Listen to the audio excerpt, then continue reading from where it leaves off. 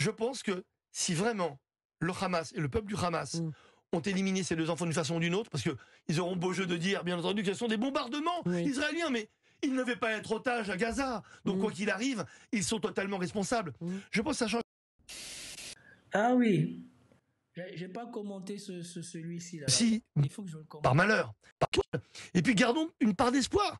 Peut-être que cette perversion absolue du Hamas fera en sorte qu'on aura peut-être une bonne nouvelle, mais qu'elle soit bonne ou mauvaise, en revanche, je suis convaincu de quelque chose, c'est que si, par malheur, ces 2 enfants étaient morts, je pense que ça changera tout, non seulement en Israël, et dans le monde. Non. Attendez, il faut que je lise ça là. Si par malheur, Kéfir, Ariel Biba sont morts, ça changera tout en Israël et dans le monde. Ils sont des symboles, dit Franck Tapiro, conseiller en communication et fondateur de la diaspora Défense Force dans Europe, machin, tout ça. Et donc, si je comprends bien, ce type, il est venu sur Europe 1 pour nous dire que la mort de 2 enfants de sa communauté va changer le monde. Est-ce que vous vous rendez compte du culot de cette personne, à quel point il manque de dignité et d'humanité?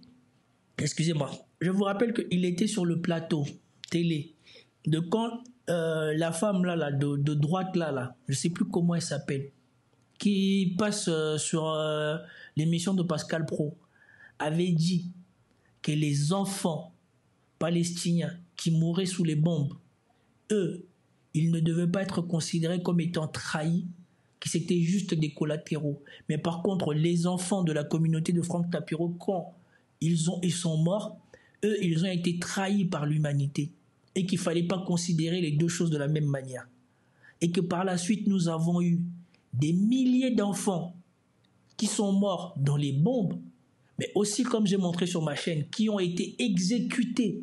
I've seen combined 40 mission trips, 30 years, ground zero, earthquakes, all of that combined doesn't equal the level of carnage that I saw against civilians in just my first week in Gaza. And when you say civilians, is it mostly children? Almost exclusively children. I've never seen that before. Never seen that. I've seen more incinerated children than I've ever seen in my entire life combined. I've seen more shredded children in just the first week. Shredded? Shredded. What do you mean? Missing body parts, being crushed by buildings, the greatest majority, or bomb explosions, the next greatest majority. We've taken shrapnel as big as my thumb out of 8-year-olds, and then there's sniper bullets. I have children that were shot twice. Wait, you're saying that children in Gaza are being shot by snipers? Definitively. I have 2 children that I have photographs of that were shot so perfectly in the chest I couldn't put my stethoscope over their heart more accurately, and directly on the side of the head in the same child. No toddler gets shot twice by mistake by the world's best sniper. And they're dead center shots. Par des soldats de Tsahal, avec des snipers qui leur ont tiré dessus dans la tête et dans la poitrine. Some shootings have been captured on video. Et vous avez ce monsieur, sans honte, qui vient dire que si 2 otages, 2 enfants otages du Hamas sont morts, alors que pendant que les otages étaient détenus, leur armée bombardait le territoire où étaient retenus ces enfants de manière indiscriminée, avec des charges pour faire le maximum de dégâts et de dommages collatéraux, comme déjà l'a expliqué l'autre colonel français. Mais ici, on vient nous dire que si on retrouve ces enfants-là morts, ah mais non, ça va être un choc pour l'humanité. Ça va pas être un choc justement rien que pour nous, mais ça va être un choc pour tout le monde et ça va changer les choses. Attends, il faut que j'écoute ça jusqu'au bout. Mais c'est ça, parce que quand on va voir revenir les sacs mortuaires, pardon, excusez-moi, et je ne le souhaite pas, Franck Tapiro, oui. de ce petit garçon qui aurait eu 2 ans, voilà. Et de son frère Ariel, ça risque effectivement de changer la donne, vous pensez? Complètement, parce que ça changera tout, non seulement en Israël, et dans le monde. Non mais c'est ça, parce que quand on va voir revenir les sacs mortuaires, pardon, excusez-moi, et je ne le souhaite pas, Franck Tapiro, oui. de ce petit garçon qui aurait eu 2 ans, voilà. Et de son frère Ariel, ça risque effectivement de changer la donne, vous pensez? Il n'est pas fou.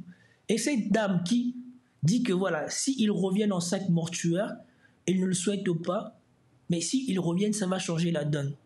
Nous avons vu des gens palestiniens brûlés vifs.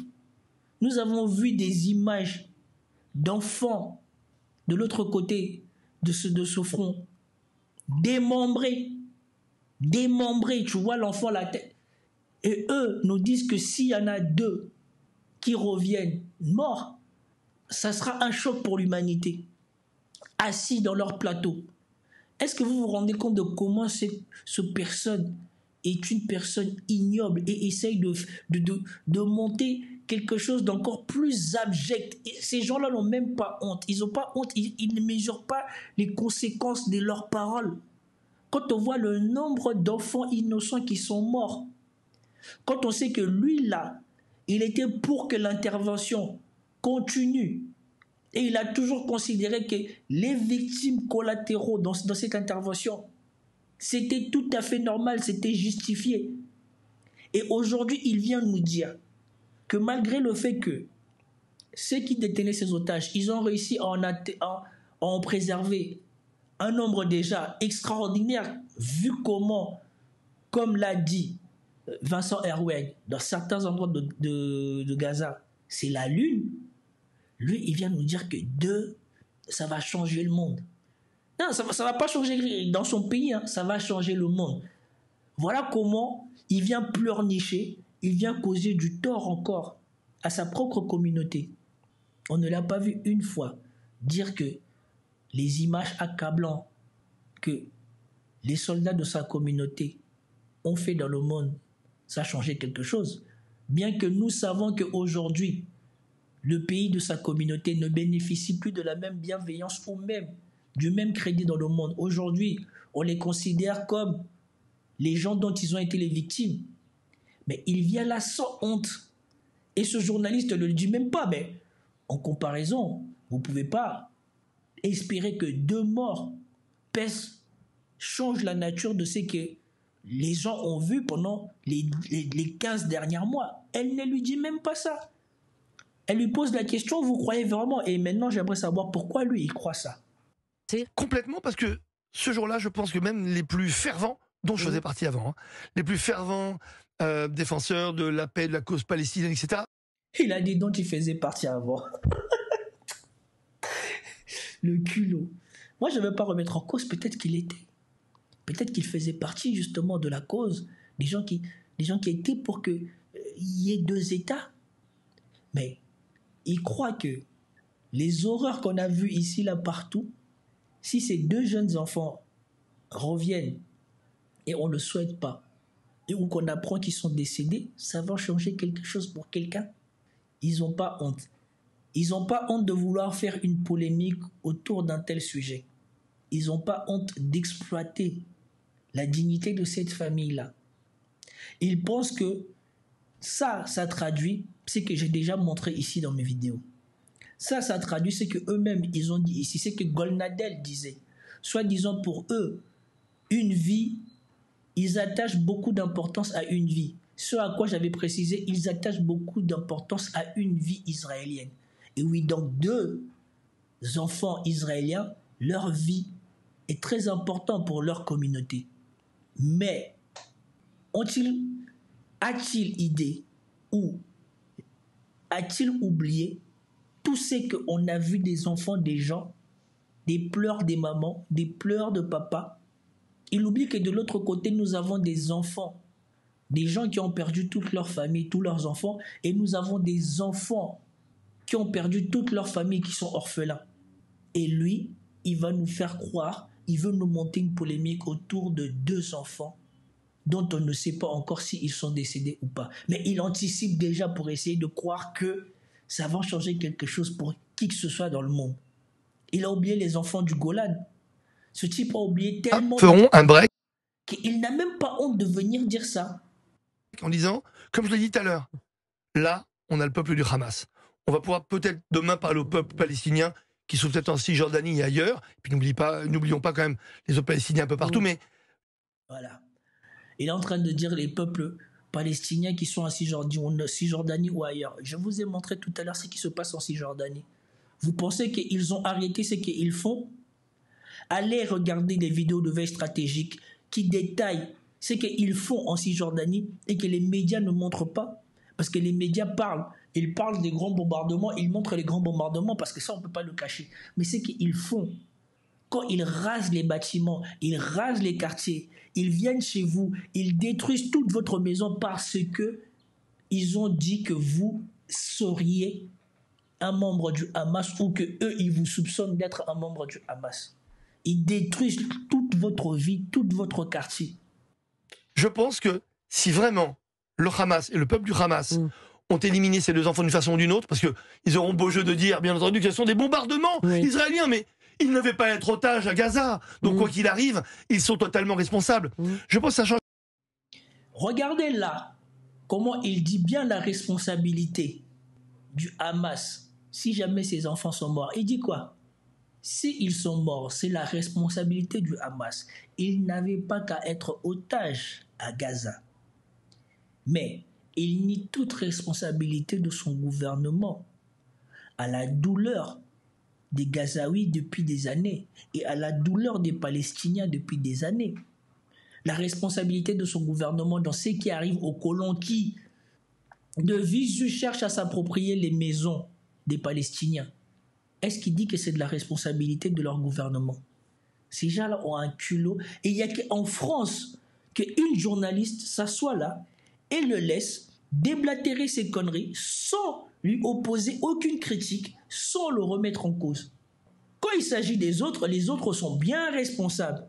Mais quand il s'agit d'eux, ah non, c'est justifié. On n'est pas responsable, c'est justifié. J'en la donne parce qu'il y aura plein de gens, même des pro-paix en Israël, et vous savez le nombre de personnes qui sont pour la paix, qui critiquent Bibi à longueur de journée en Israël. Je pense que ça risque de basculer parce que ces enfants sont plus que, malheureusement, les enfants Bibas, ce sont aussi des symboles qui montrent que le plus jeune otage du monde, Kfir, avait 9 mois quand il était otage. Heureusement que ça ne va pas jusqu'au bout, parce que franchement, je trouve ça ignoble. Je trouve ça ignoble. Et les gens seraient beaucoup plus sensibles à la douleur de la famille de ces enfants si des gens comme lui n'étaient pas là pour essayer d'exploiter ça pour en faire autre chose. Et parce qu'ils font ça, les gens, justement, le contraire, vont s'insensibiliser. Bien évidemment, il y a ceux qui sont pro-sionistes ou ceux qui sont pro-Israël qui vont être touchés par cela. Mais en contrepartie, comment pourront-ils toucher les autres personnes quand les autres personnes ont vu ce qu'ils ont vu? Et ont vu ce qu'ils ont vu sans qu'on donne la parole aux gens pour dénoncer cela. Souvenez-vous combien de fois, à chaque fois qu'on a dit que voilà, il y a des gens et des milliers de femmes et des enfants qui meurent à Gaza, qu'est-ce qu'ils nous disent? Non, c'est pas la faute de l'armée israélienne, c'est de la faute du Hamas. Mais par contre, quand c'est de l'autre côté, ah non, par contre, là aussi c'est la faute du Hamas, c'est pas la faute de l'armée israélienne, c'est pas de la faute de ce que Israël a fait depuis des années, non, c'est pas de leur faute. Ça, c'est d'une indignité, même pour les familles de ces enfants-là, c'est d'une indignité totale. Que toi, Franck Tapiro, qui vis ta vie à Paris, qui fait ce que tu fais, tu viennes t'approprier le possible décès ou la possible annonce de décès de ces enfants-là pour venir faire ta communication pro-sioniste ici et dire que ça va changer quelque chose dans le monde. Vraiment? Eh bien, je suis impatient de voir ça. Si vraiment ça va changer quelque chose dans le monde. Incroyable.